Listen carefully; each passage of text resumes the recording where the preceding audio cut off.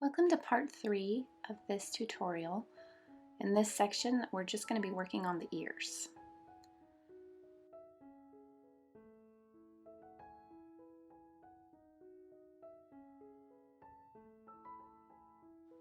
So I'm just taking a piece of wool and kind of stretching it into a rectangle and then folding over the two corners to make a triangle shape. I would recommend that you make yours a narrower triangle than this, so fold it in so that the angle is less than 90 degrees. This forms close to a 90-degree angle, and I would say go less. This is the shape that I normally make when I make a 3D cat head. And in that case, the cat's ear is a little bit like a cone shape that's sort of cut in half down through the top, like a half cone. But in the shadow box, I found that that's not really possible, and I'll show in a little bit what I mean by that. So definitely I would recommend making it a narrower triangle, closer to the width that you're going to see looking at it straight on. And you're just going to keep felting it on both sides over and over till you get a real thin ear that's really tightly felted. And you'll do that for 2 ears. Then I'm going to start laying on some of the color. So the color that you use as your dark color of the pattern on the tabby is what you're going to put on the back side of the ear. I'm just laying down pieces of this roving in a thin layer, just working in little bits at a time and covering the back side of the ears. And if you're making a dark colored tabby, not a ginger tabby, but a tabby that has black as its darkest color, the ear won't be black. It'll just be your dark brown color or dark silver gray, depending on the color tabby that you're trying to make.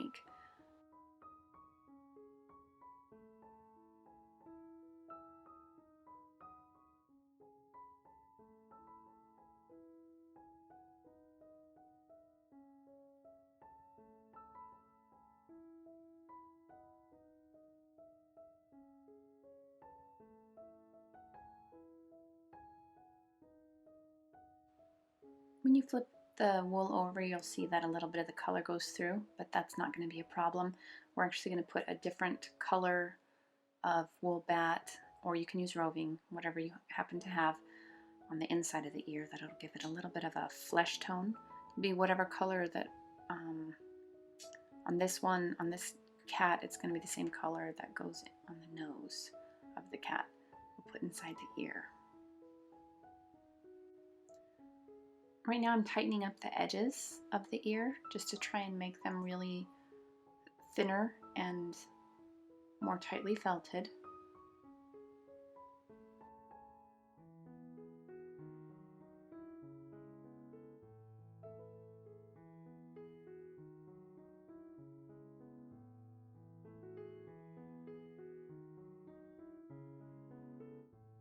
Right here what I'm doing is I use the inside of the pupil again as a marker for where I want the ear to start. So I'm looking at the inner side of the pupil and attaching the ear right there.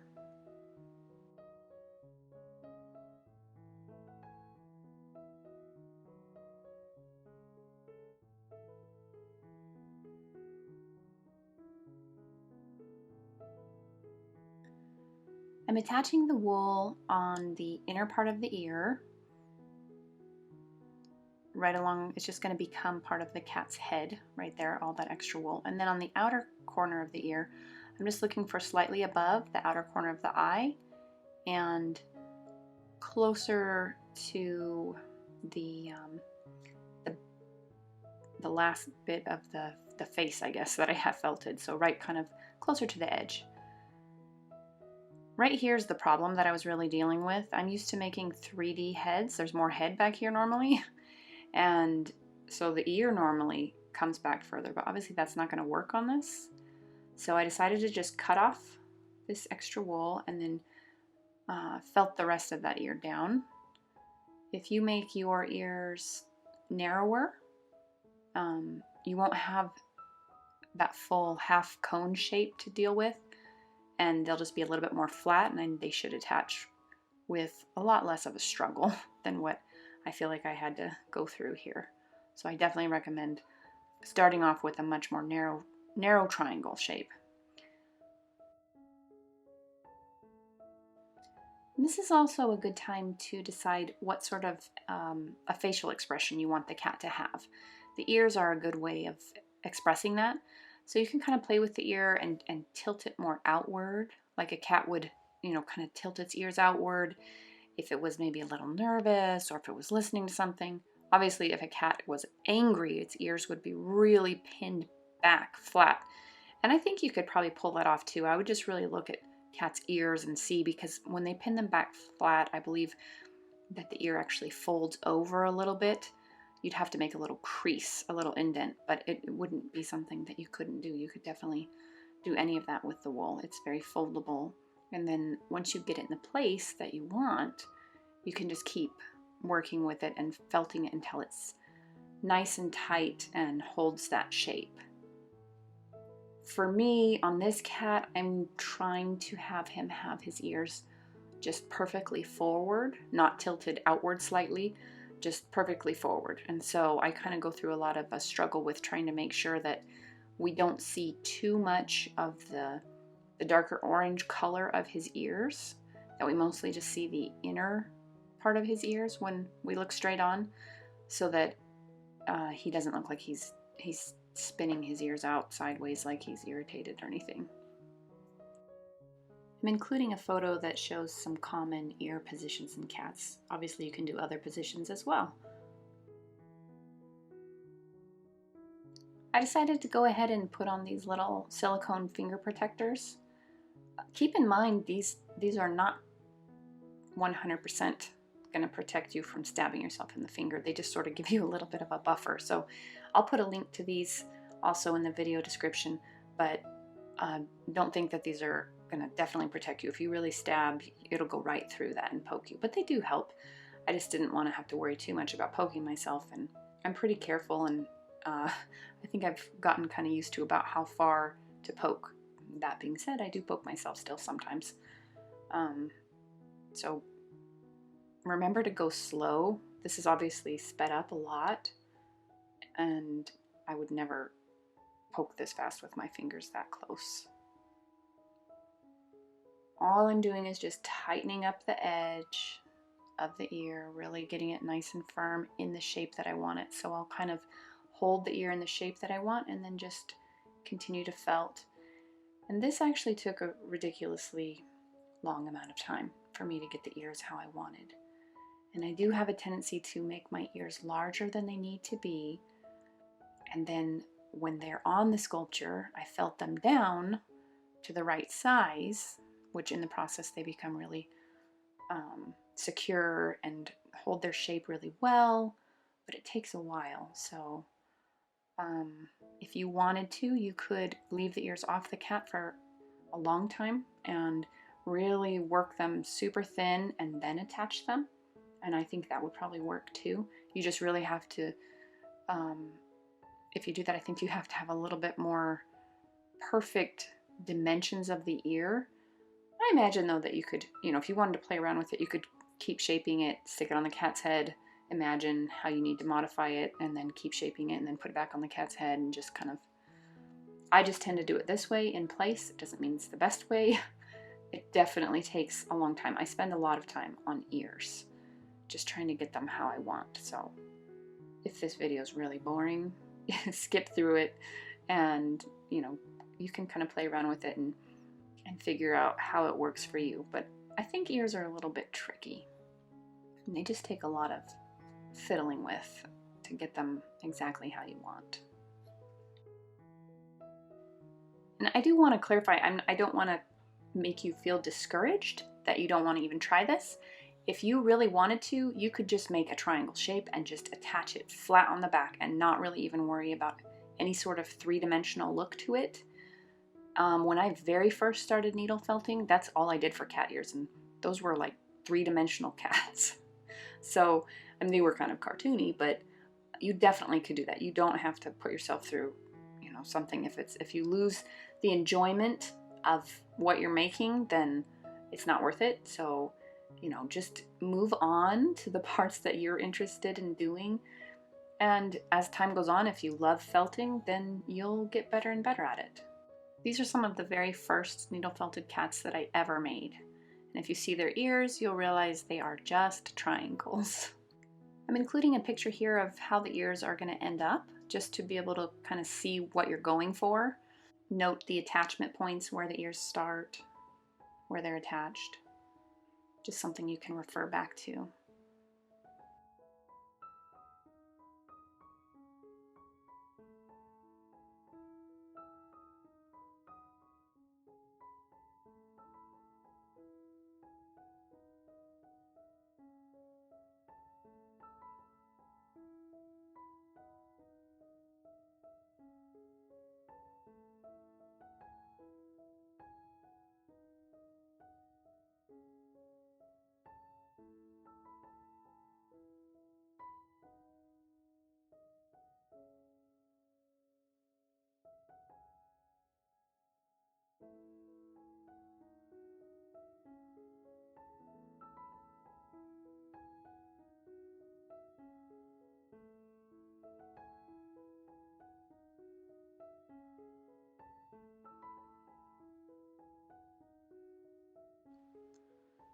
So now that I have a pretty good start on his right ear, I'm going to start working on the cat's left ear.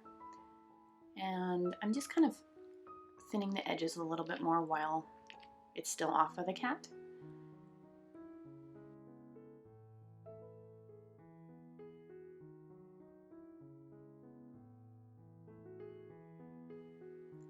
On this ear, I go ahead and kind of test out how it's going to fit on the head and trim it before I stick it on. So I did trim off some of the length. I'm still going to fold it over right there on the inner side. I just am not leaving quite as much. And again, I'm lining it up with the inner side of the pupil of the cat. Basically, for the next 8 minutes of video, I'm just going to include pretty much all the footage of how I attached this second ear, so that if any of it's of any help, if there's a part that you're working on and something's giving you difficulty, you can just refer to what I've done here. But if you want to just skip forward to the next step in making these ears, just go forward about 8 minutes.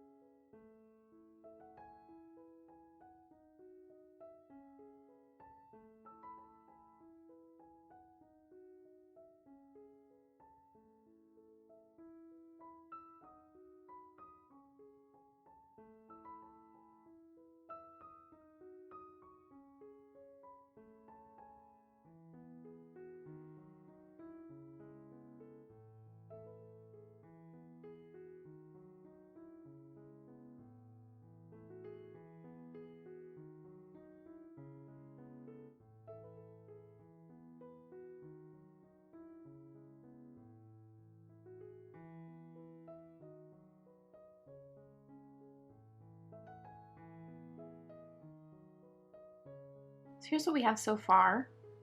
You can kind of see the ears from the sides and the front. Next, I'm going to go ahead and start adding in the flesh tone wool. And I'm just going to line the entire inside of the ear with this. I'm using wool bat.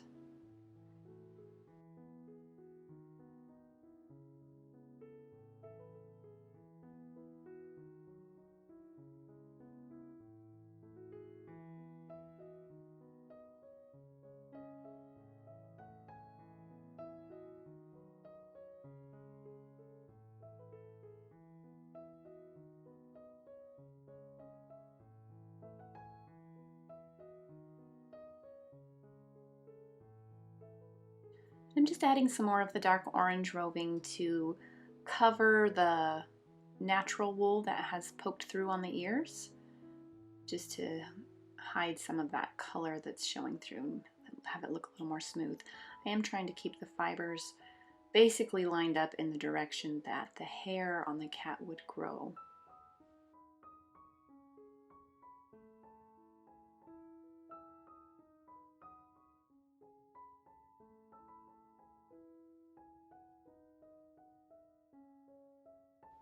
You'll notice that the needle does poke all the way through, and I could poke myself if I'm not careful. So if you have those finger guards and you want to use the finger guards, it's not a bad idea,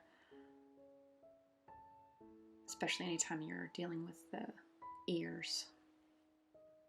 Actually, I do poke myself right there in the thumb, and I put the finger guards on. You don't have to have the finger guards. And I tend not to stab myself so hard that I would bleed or really get injured, but it is sharp. It's not very pleasant. So if you want to use the finger guards and still be careful, then you have a pretty good chance of not having to be injured.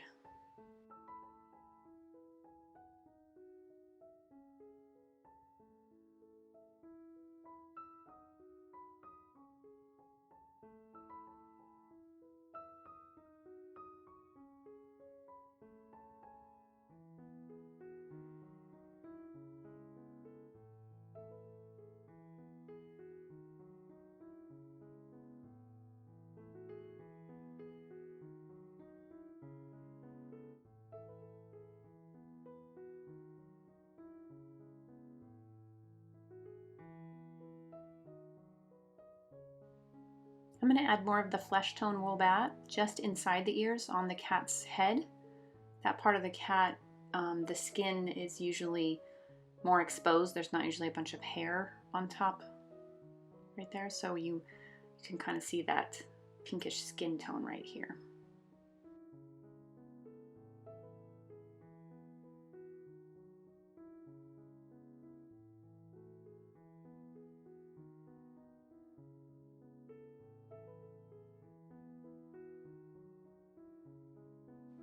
This next part's really optional. It's just a small detail. And this side is filmed in time lapse, but the other ear is not, so you'll be able to see exactly how I do this. I'm using a little bit of core wool, a really small amount, and I'm going to make a tiny flap that's in the lower outer portion of the ear. So I'm just kind of lightly getting this started to felt, and then I will finish it when it's on the ear. And this is showing the actual speed. This particular clip is not sped up at all.